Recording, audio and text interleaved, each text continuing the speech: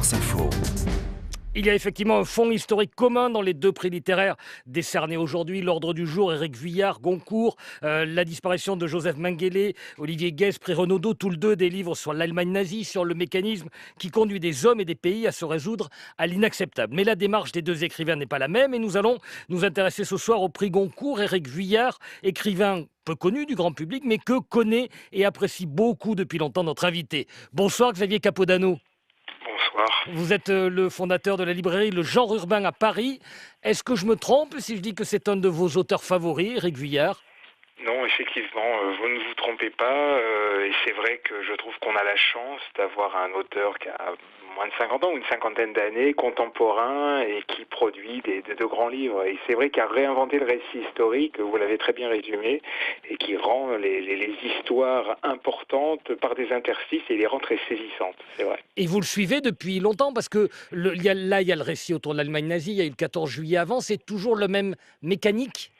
Il a trouvé un mécanisme à partir de deux livres, un qui s'appelle Congo et l'autre La bataille d'Occident. Donc Congo raconte le découpage de l'Afrique dans la fameuse conférence de Berlin en fin du XIXe siècle, et la bataille d'Occident, c'est le début de la guerre de 14. Et à chaque fois, il a trouvé une formule assez redoutable. Il prend des interstices, ces grands moments de l'histoire, assez peu connus des manuels en général, et à travers cette faille, il reconstitue un monde, il reconstitue une nouvelle question, et il nous renvoie à nos propres turpitudes. Après, il est monté en puissance avec un autre livre qui s'appelait Tristesse de la Terre, qui racontait l'histoire de Buffalo Bill, mais une histoire à tiroir. À travers la bio de cet homme, il raconte évidemment la naissance de l'entertainment aux États-Unis et comment l'Amérique, à travers ce système qu'elle a inventé, a revisité sa propre histoire. Et puis il est encore monté d'un cran où il s'est attaqué là à un monument, c'est-à-dire au 14 juillet, c'est-à-dire à notre fête nationale, et a raconté presque en une journée comment le matin on part sur le faubourg Saint-Antoine et le soir on prend la Bastille. Vous dites monter en puissance. Est-ce qu'il y a de cette idée-là aussi dans oser s'attaquer à l'Allemagne nazie, au sujet le plus délicat, le plus douloureux, à oser appliquer son mécanisme à ce moment-là de l'histoire?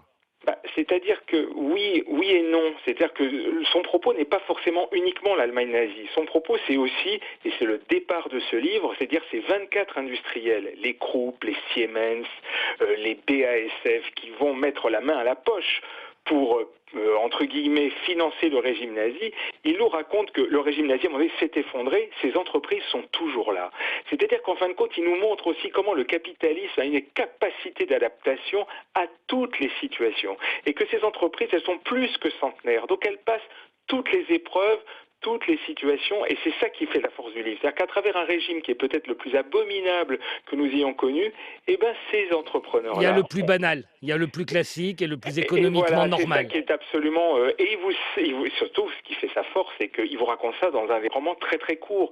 Chaque phrase est pesée, chaque phrase est ciselée, et je tiens à préciser que ce sont des livres accessibles à tout le monde. Tout le monde peut les lire, et c'est ça qui fait un grand écrivain. Il fait de la littérature ou il fait de la morale ou il fait les deux ? Je pense qu'il fait de la littérature, c'est évident. De la morale, franchement... Sans faire la morale au sens... Non, vous voyez ce que je veux dire. Je comprends parfaitement votre question et c'est une question légitime. Non, je ne pense pas qu'il fasse la morale. Tout d'un coup, il tape là où ça fait mal. Ça, c'est évident. Il sait trouver l'incise et puis presque nous, en tant que lecteurs, il nous prend dans les mailles de son filet et tout d'un coup, il nous montre la face cachée de certaines choses, nos petites turpitudes, nos propres acceptations. Et la grande histoire est formidable pour ça parce que elle nous renvoie à nos propres quotidiens. Et voilà, et c'est ça. Non, je pense pas du tout qu'il fasse la morale. Il a un point de vue fort, un point de vue politique, c'est évident, mais il se sert de la littérature pour l'éclairer encore plus. Et puis surtout, il a l'art de raconter des histoires, parce que c'est quand même de la littérature. On va dire que le livre, on le prend de la première à la dernière ligne. La 160e page, c'est ça ? C'est 160 pages à peu près. Exactement, et on ne le lâche pas. On ne les lâche pas. Et vous n'allez pas avoir de mal à le mettre en vitrine, celui-là, ce concours-là. Non, et en fait, il y était déjà. d'une part, il y était déjà, puis on a eu la chance de le recevoir pour parler du livre il y a à peu près 1 mois et demi. Donc, pour nous, on est déjà sur la lancée.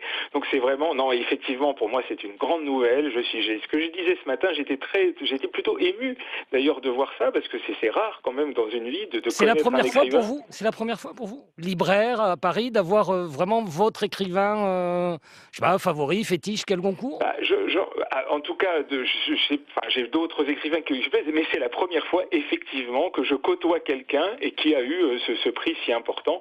Donc, effectivement, c'est assez émouvant. On se sent assez petit sur ces questions parce que dès demain, je vais reprendre les contraintes et les joies de ma petite librairie de quartier. Et puis, la vie va continuer. Mais en tout cas, pour nous, indirectement, c'est vrai, c'est un joli moment. Merci beaucoup Xavier Capodano d'avoir partagé avec nous ce soir à cette heure aussi tardive votre passion, votre amour pour le prix Goncourt de cette année. Merci infiniment. Je rappelle votre librairie Le Genre Urbain à Paris. France Info. 22h minuit, Frédéric Carbone.